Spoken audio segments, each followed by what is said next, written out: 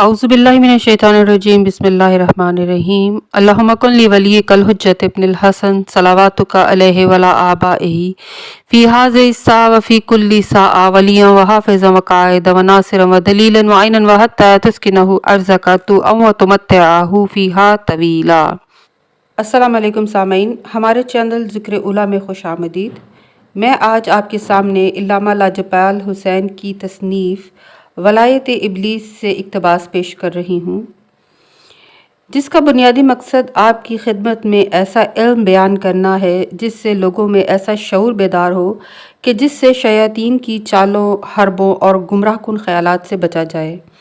अगर आप इस किताब का मुकम्मल मुताला करना चाहें तो इस किताब की PDF को हमारी वेबसाइट www.idarakhatamulauliya.com से फ्री इंस्टॉल कर सकते हैं। क्या मखलूक से मुतल्लिक तमाम अमूर आदम की तख्लीक से भी कबल खल्क किए गए? नूर और जुल्मत में सफ़र करने से क्या मुराद है? शर को ज़ाहिर किसने किया? हज़रत सौलेह की उम्मत पर अज़ाब क्यों आया? पहला शकी तरीन शख्स कौन था? दूसरा शकी तरीन शख्स कौन था? रसूल पाक सल्लल्लाहु अलैहि वसल्लम ने फरमाया, खुदावंद ताला ने तमाम अमूर जो उसकी मखलूक से मुतल्लिक थे और तमाम अशिया के खल्क करने की तदबीर व तकदीर हज़रत आदम के खल्क करने से 2000 साल पहले खल्क की है। खैर की ज़िद में शर का वजूद पैदा हुआ। अल्लाह की ज़ात खैर है, अब इसके बाद क्या वजूद शर का ताल्लुक़ अल्लाह की ज़ात से है? बस साबित हुआ कि शर का ताल्लुक़ अल्लाह की ज़ात से नहीं है। वो जो भी पैदा करेगा वो खैर है, वो शर नहीं होगा। फिर सवाल ये पैदा होता है कि जब वो खैर है और वजूद शर भी मौजूद है, वो नूर है तो जुल्मत भी मौजूद है, तो इसका जवाब ये है कि नूर का होना इस बात पर दलालत करता है कि रोशनी मौजूद है। लेकिन अगर किसी मुकाम पर या किसी जगह पर रोशनी ना हो तो वहाँ अंधेरा छा जाता है, यानी अंधेरा रोशनी की ज़िद है। रोशनी के चले जाने का नाम अंधेरा है, यानी नूर का ना होना दलालत जुल्मत है। अल्लाह अगर किसी बंदे को अंधेरे से निकाल कर नूर में ले आए तो ये नूर में बंदे का आना हदायत ही है। यानी जब अल्लाह किसी बंदे को नूर में ले आता है तो इससे मुराद ऐसा नहीं है कि बंदे ने एक ऐसी जगह से सफ़र शुरू किया जहाँ पर अंधेरा था और फिर वो एक ऐसे मुकाम पर चला गया जहाँ पर रोशनी थी तो वो अंधेरे से रोशनी में आ गया। ऐसा नहीं है।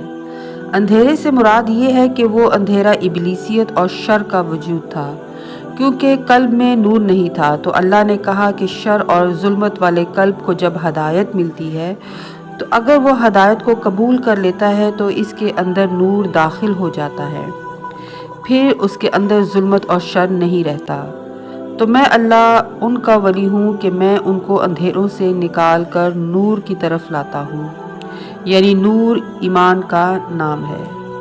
नूर अल्लाह की अता है। नूर में आ जाने से जुल्मत और शर निकल जाता है और नूर से निकल जाने पर जुल्मत और शर वापस आ जाता है, क्योंकि इब्लीस को भी तो खुली छुट्टी मिली हुई है और वो ताक लगाकर बैठा हुआ था कि मैं उस पर हमला करूं और उसको तारीकी में लेकर जाऊं।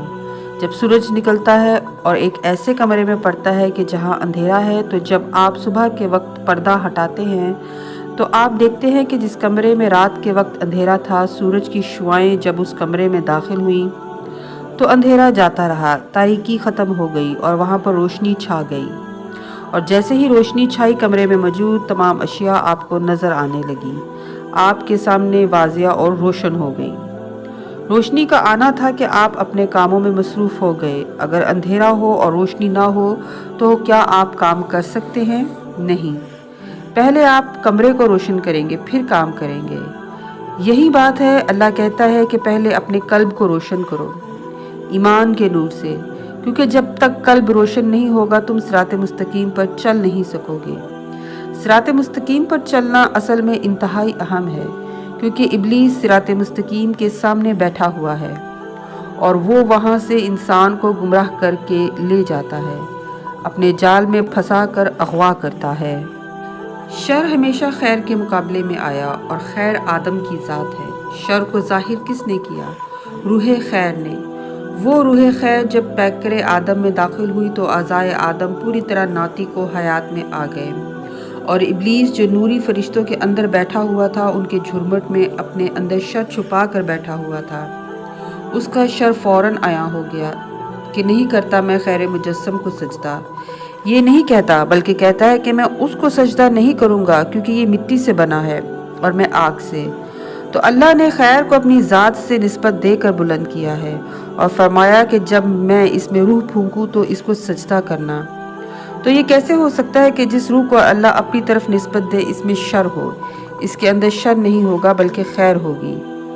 ابلیس اس شر کا نام ہے جس نے خیر کو سجدہ نہ کیا، اور جب خیر نے اپنا ظہور کیا تو شر فوراً مقابلے پر آ گیا، اور وہ یہ چاہتا ہے کہ میں آدم کا اقتدار اور خلافت اس سے چھین لوں، اور اسی لیے اختیار لے کر اللہ کی بارگاہ سے نکلا کہ انسان کے نفس کو ایسا گمراہ کروں کہ انسان شر پر مجبور ہو جائے۔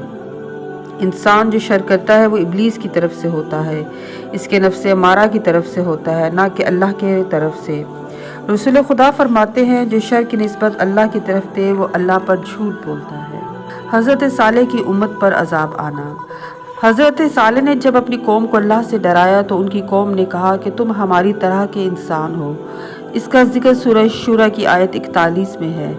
حضرت صالح کی قوم نے کہا کہ اگر آپ سچے نبی ہیں تو اس کی کوئی نشانی لائیں۔ آپ نے فرمایا کہ یہ اونٹنی ہے جس کے لیے ایک روز کا پانی لینا مقرر ہے، اور ایک روز تمہارے لیے مقرر ہوا ہے، کیونکہ یہ مقرر ہوا تھا کہ ایک روز وہ اونٹنی تمام وادی کا پانی پیے گی اور اس قدر دودھ دے کہ تمام شہر والوں کے لیے کافی ہو، اور ایک روز اہل شہر کے حیوانات پانی پئیں اور اونٹنی پانی کے قریب نہ جائے۔ صالح نے کہا کہ کوئی اس اونٹنی کو تکلیف نہ دے ورنہ تم کو عذاب کا ایک سخت روز دیکھنا ہوگا۔ لیکن لوگوں نے ناکے کو پے کر دیا اور ندامت کے ساتھ صبح کی، اور عذاب نے ان کو آ گھیرا۔ عامہ اور خاصہ نے کثیر سندوں کے ساتھ صہیب سے نقل کیا ہے کہ رسول پاک صلی اللہ علیہ وآلہ وسلم نے امیر المومنین علیہ السلام سے فرمایا کہ یا علی، پہلے اشقیاء میں شقی ترین کون تھا؟ فرمایا ناکہ صالح کو پے کرنے والا۔ فرمایا تم نے سچ کہا۔ فرمایا بعد کے اشقیاء میں سب سے شقی اور بدبخت کون ہے؟